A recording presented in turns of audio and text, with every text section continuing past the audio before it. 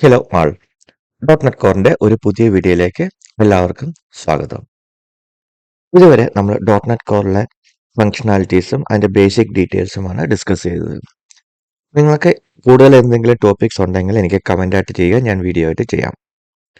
അതുകൂടാതെ നിങ്ങൾക്ക് എന്തെങ്കിലും ഡൗട്ട്സോ കൂടുതൽ എന്തെങ്കിലും ക്ലാരിഫിക്കേഷൻസോ വല്ലതും വേണമെങ്കിൽ നിങ്ങളത് കമന്റ് ആയിട്ട് ഇട്ടാൽ മതിയാവും. ഓക്കെ, നമുക്ക് ഇനി മുതൽ നമ്മൾ എന്താണ് ചെയ്യാൻ പോകുന്നത് വെച്ച് കഴിഞ്ഞാൽ നമുക്ക് .NET കോറ് യൂസ് ചെയ്തിട്ട് ഒരു CRUD ഓപ്പറേഷൻ ചെയ്യാം. അതായത് നമ്മളൊരു സാമ്പിൾ ഫോം ക്രിയേറ്റ് ചെയ്ത് അതിലെ ഡീറ്റെയിൽസ് ഡാറ്റാബേസിൽ ഇൻസെർട്ട്, അപ്ഡേറ്റ്, ഡിലീറ്റ്, എഡിറ്റ് ഇത്രയും നമുക്ക് ചെയ്യാം. CRUD ഓപ്പറേഷൻ എന്ന് വെച്ച് കഴിഞ്ഞാൽ C for create, read, update and delete. CRUD operations നമുക്ക് .NET കോർ യൂസ് ചെയ്ത് ഒരു MVC ആപ്ലിക്കേഷൻ ചെയ്യാം. ഒരു സാമ്പിൾ പ്രോജക്റ്റ്, നമുക്കൊരു സാമ്പിൾ പേജ് നമ്മൾ ക്രിയേറ്റ് ചെയ്യുന്നതായിരിക്കും.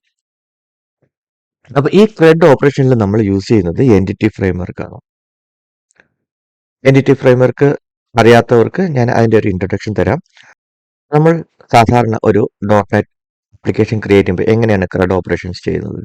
ആദ്യം ഒരു ഡാറ്റാബേസ് ക്രിയേറ്റ് ചെയ്യും, പിന്നെ ഡാറ്റാബേസിനകത്ത് ടേബിൾസ് ക്രിയേറ്റ് ചെയ്യും, ആ ടേബിൾസിനകത്തേക്ക് ഡാറ്റ ഇൻസെർട്ട് ചെയ്യാനായിട്ട് നമ്മൾ സ്റ്റോർഡ് പ്രൊസീജിയർ ക്രിയേറ്റ് ചെയ്യും, പിന്നെ നമ്മുടെ ആപ്ലിക്കേഷൻ ക്രിയേറ്റ് ചെയ്യും, എന്നിട്ട് ആ ഡാറ്റാബേസിനെ നമ്മുടെ ആപ്ലിക്കേഷനിലേക്ക് കണക്ട് ചെയ്യാനുള്ള കണക്ഷൻ സ്ട്രിങ് നമ്മൾ വെബ് കോൺഫിഗിൽ എഴുതും.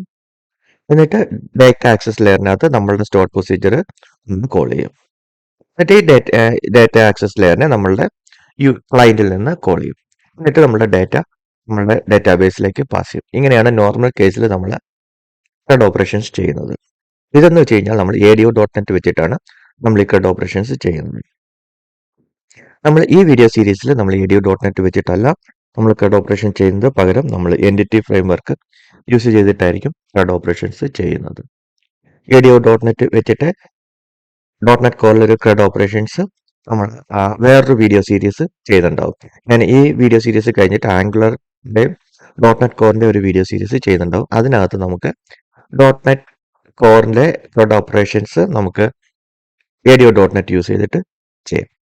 അപ്പോൾ ഈ വീഡിയോ സീരീസിൽ നമ്മൾ എൻറ്റിറ്റി ഫ്രെയിംവർക്ക് വെച്ചിട്ട് എങ്ങനെ ASP.NET കോറിൽ CRUD ഓപ്പറേഷൻ ചെയ്യാൻ നോക്കാം. അപ്പോൾ എന്താണ് എൻറ്റിറ്റി ഫ്രെയിംവർക്ക് കോർ? നമ്മൾ ADO.NET എന്താണെന്ന് നമുക്കറിയാം. അതായത് എല്ലാം ഡാറ്റാബേസ് ടേബിൾസും സ്റ്റോർഡ് പ്രൊസീജിയർ എല്ലാം നമ്മൾ ഡാറ്റാബേസ് സൈഡിലായിരിക്കും നമ്മൾ ക്രിയേറ്റ് ചെയ്യുന്നത്. പക്ഷേ എൻറ്റിറ്റി ഫ്രെയിംവർക്ക് അല്ലെങ്കിൽ entity framework core, entity framework എന്ന് പറഞ്ഞത് ഓൾഡ് വേർഷൻ ഓഫ് .NET ഫ്രെയിംവർക്കിൽ നമ്മൾ എൻറ്റിറ്റി ഫ്രെയിംവർക്ക് എന്നായിരുന്നു വിളിച്ചിരുന്നത്. ഇപ്പോൾ ലേറ്റസ്റ്റ് .NET കോർ ആയതുകൊണ്ട് അതിനെ എൻറ്റിറ്റി ഫ്രെയിംവർക്ക് കോർ അല്ലെങ്കിൽ EF കോർ എന്നാണ് വിളിക്കുന്നത്. ഇത് ഇപ്പം ലേറ്റസ്റ്റ് .NET വേർഷൻ ഏതാണെന്ന് അറിയാം, .NET 8 ആണ്. EF കോർ എന്താണെന്ന് വെച്ച് കഴിഞ്ഞാൽ അതൊരു ഓബ്ജക്റ്റ് റിലേഷണൽ മാപ്പിംഗ് ആണ്. ഇതിൽ നമ്മൾ ഡാറ്റാബേസ് ഓബ്ജക്ട്സ് നമ്മൾ ഡാറ്റാബേസിൽ ക്രിയേറ്റ് ചെയ്യത്തില്ല. അതിന് പകരം നമ്മളുടെ .NET കോറിൽ നമ്മൾ ക്ലാസ്സസും മോഡൽസും ക്രിയേറ്റ് ചെയ്തിട്ട് അതിന് കറസ്പോണ്ടൻസ് ആയിട്ട് നമ്മൾ ഡാറ്റാബേസിലെ ടേബിൾസും ക്രിയേറ്റ് ചെയ്യും. നമുക്കിവിടെ ഡാറ്റാബേസോ ടേബിളോ ഒന്നും തന്നെ നമ്മൾ ഡാറ്റാബേസിനകത്ത് പോയി നമ്മളുടെ സെർവറിനകത്ത് പോയി ക്രിയേറ്റ് ചെയ്യേണ്ടതില്ല. അതെല്ലാം തന്നെ നമ്മളുടെ കോഡ് വഴി നമുക്ക് എല്ലാം ക്രിയേറ്റ് ചെയ്തിട്ട് നമുക്ക് ഡാറ്റാബേസും ടേബിൾസും എല്ലാം ഓട്ടോമാറ്റിക്കലി ജനറേറ്റ് ചെയ്യാവുന്നതാണ്. അതുകൊണ്ട് തന്നെ നമ്മളുടെ എൻറ്റിറ്റി ഫ്രെയിംവർക്ക് കോറിൽ നമ്മൾ ഡാറ്റാബേസുമായിട്ട് ഇന്ററാക്ട് ചെയ്യുന്നത് SQL ക്വറീസ് വെച്ചിട്ടായിരിക്കത്തില്ല, പകരം C# ഓബ്ജക്ട്സ് വെച്ചിട്ടായിരിക്കും നമ്മളുടെ ആപ്ലിക്കേഷനും ഡാറ്റാബേസുമായിട്ട് ഇന്ററാക്ട് ചെയ്യുന്നത്. മുമ്പുള്ള എൻറ്റിറ്റി ഫ്രെയിംവർക്ക് കോറിനെ അപേക്ഷിച്ച് ലേറ്റസ്റ്റ് എൻറ്റിറ്റി ഫ്രെയിംവർക്കിന് ലോട്ട് ഓഫ് അഡ്വാൻറ്റേജസ് ഉണ്ട്. ഇത് ലൈറ്റ് വെയിറ്റ് ആണ്. നമ്മുടെ .NET കോറ് നിങ്ങൾക്കറിയാം ക്രോസ് പ്ലാറ്റ്ഫോം ആണ്. അതുകൊണ്ട് തന്നെ എൻറ്റിറ്റി ഫ്രെയിംവർക്ക് കോറും ക്രോസ് പ്ലാറ്റ്ഫോം ആണ്. അതായത് അത് വിൻഡോസിലും മാക് OSലും എൻജിനിക്സിലും എല്ലാം തന്നെ നമ്മളുടെ എൻറ്റിറ്റി ഫ്രെയിംവർക്ക് കോറ് വർക്ക് ചെയ്യും. മെയിനായിട്ട് 2 ടൈപ്പിലുള്ള എൻറ്റിറ്റി ഫ്രെയിംവർക്ക് ഇംപ്ലിമെന്റേഷൻ ആണ് നമുക്കുള്ളത്. ഒന്ന് കോഡ് ഫസ്റ്റ് അപ്രോച്ചും, 2 ഡാറ്റാബേസ് ഫസ്റ്റ് അപ്രോച്ചും. കോഡ് ഫസ്റ്റ് അപ്രോച്ച് ഞാൻ ഓൾറെഡി എക്സ്പ്ലെയിൻ ചെയ്തു. നമ്മൾ ടേബിൾസിന് കറസ്പോണ്ടന്റ് ആയിട്ട് മോഡൽസും ഓബ്ജക്ട്സും എല്ലാം നമ്മൾ .NET കോർ നമ്മുടെ ആപ്ലിക്കേഷനകത്ത് C# കോഡിനകത്ത് നമ്മൾ ക്രിയേറ്റ് ചെയ്യും. അതിന് കറസ്പോണ്ടൻസ് ആയിട്ട് നമ്മൾ ഡാറ്റാബേസും ടേബിൾസും എല്ലാം നമ്മൾ ഓട്ടോമാറ്റിക്കലി ജനറേറ്റ് ചെയ്യും. അതുപോലെ തന്നെ നമുക്ക് എന്തെങ്കിലും ക്വറീസ് നമ്മൾ ഡാറ്റാബേസ് റിട്രീവ് ചെയ്യാനോ ഇൻസെർട്ട് ചെയ്യാനോ അപ്ഡേറ്റ് ചെയ്യാനോ അതിനൊന്നും തന്നെ നമ്മൾ ഡാറ്റാബേസിനകത്ത് SQL ക്വറീസോ സ്റ്റോർഡ് പ്രൊസീജിയർ ഒന്നും എഴുതില്ല, പകരം അതെല്ലാം തന്നെ നമ്മൾ C# ഓബ്ജക്ട്സ് യൂസ് ചെയ്ത് നമ്മളത് മാനേജ് ചെയ്യും. അപ്പം കോഡ് ഫസ്റ്റ് അപ്രോച്ചിൽ എപ്പോഴും നമ്മൾ ഡേറ്റാബേസ് പോലും ക്രിയേറ്റ് ചെയ്യേണ്ട ആവശ്യമില്ല. എല്ലാം തന്നെ നമുക്ക് കോഡിൽ ക്രിയേറ്റ് ചെയ്തിട്ട് നമുക്ക് ബാക്കി ഡേറ്റാബേസിന്റെ കംപ്ലീറ്റ് കാര്യങ്ങളും ഓട്ടോമാറ്റിക്കലി ജനറേറ്റ് ചെയ്യാം. അതാണ് code first approach. Database approach എന്ന് പറഞ്ഞു കഴിഞ്ഞാൽ നമ്മൾ ഇവിടെ ഡേറ്റാബേസും ടേബിൾസും എല്ലാം നമ്മൾ ക്രിയേറ്റ് ചെയ്തിട്ട് അതിന് കറസ്പോണ്ടൻസ് ആയിട്ടുള്ള C# ഓബ്ജക്ട്സ്, ഓരോ ടേബിളിനും കറസ്പോണ്ടിങ് ആയിട്ടുള്ള ഓബ്ജക്ട്സ് നമ്മൾ നമ്മളുടെ കോഡിനകത്ത് ക്രിയേറ്റ് ചെയ്യും. എന്നിട്ട് ബാക്കിയുള്ള നമ്മളുടെ കോഡും ഡേറ്റാബേസുള്ള ഓപ്പറേഷൻസ് എല്ലാം C# ഓബ്ജക്ട്സ് വെച്ചിട്ട് നമ്മളത് മാനേജ് ചെയ്യും. അപ്പം 2 ടൈപ്പിലുള്ള ഇംപ്ലിമെന്റേഷൻ ആണ് എൻറ്റിറ്റി ഫ്രെയിംവർക്കിനുള്ളത്. ഒന്ന് കോഡ് ഫസ്റ്റ്, ഡേറ്റാബേസ് ഫസ്റ്റും. കോഡ് ഫസ്റ്റിനകത്ത് നമ്മൾ ഡേറ്റാബേസ് ആദ്യം ക്രിയേറ്റ് ചെയ്യേണ്ട കാര്യമില്ല, പകരം എല്ലാം കോഡിൽ ക്രിയേറ്റ് ചെയ്തിട്ട് നമുക്ക് ഓട്ടോമാറ്റിക്കലി ഡേറ്റാബേസും ടേബിൾസും എല്ലാം ജനറേറ്റ് ചെയ്യാം.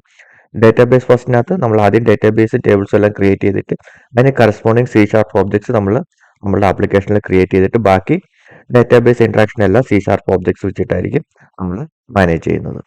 എൻറ്റിറ്റി ഫ്രെയിംവർക്കിന്റെ ഒരു മെയിൻ അഡ്വാൻറ്റേജ് എന്ന് വെച്ച് കഴിഞ്ഞാൽ ഇപ്പോൾ നമുക്ക് ഒരു SQL സെർവറായിട്ട് കണക്ട് ചെയ്തു, നമ്മൾ എൻറ്റിറ്റി ഫ്രെയിംവർക്ക് വെച്ചിട്ട് നമുക്ക് അതിന്റെ ഡേറ്റാബേസ് ഓബ്ജക്ട്സ് എല്ലാം നമ്മുടെ ആപ്ലിക്കേഷനിൽ ക്രിയേറ്റ് ചെയ്തു. ഇൻ ഫ്യൂച്ചറിൽ പെട്ടെന്ന് നമുക്ക് റിക്വയർമെന്റ് വരികയാണ്, SQL സെർവർ അല്ല നമ്മുടെ ഡേറ്റാബേസ്, SQL സെർവർ മാറ്റിയിട്ട് നമുക്ക് MySQL അല്ലെങ്കിൽ ഒറാക്കിൾ ഡേറ്റാബേസ് യൂസ് ചെയ്യണം.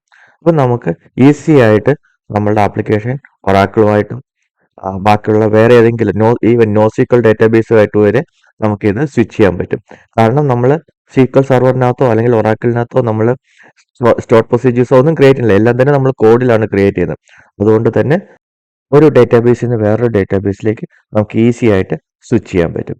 ഇത് എൻറ്റിറ്റി ഫ്രെയിംവർക്കിന്റെ ഒരു അഡ്വാൻറ്റേജ് ആണ്. അപ്പോൾ എൻറ്റിറ്റി ഫ്രെയിംവർക്കിനെ പറ്റി ഉള്ള ബേസിക് ഡീറ്റെയിൽസ് ഇത്രയേ ഉള്ളൂ. നമുക്ക് നെക്സ്റ്റ് വീഡിയോയിൽ ഒരു എൻറ്റിറ്റി ഫ്രെയിംവർക്ക് എങ്ങനെ സെറ്റപ്പ് ചെയ്യാം, അതിനുശേഷം നമുക്ക് എൻറ്റിറ്റി ഫ്രെയിംവർക്ക് വെച്ചിട്ട് നമുക്കൊരു സാമ്പിൾ പേജ് ക്രിയേറ്റ് ചെയ്യാം. Thank you.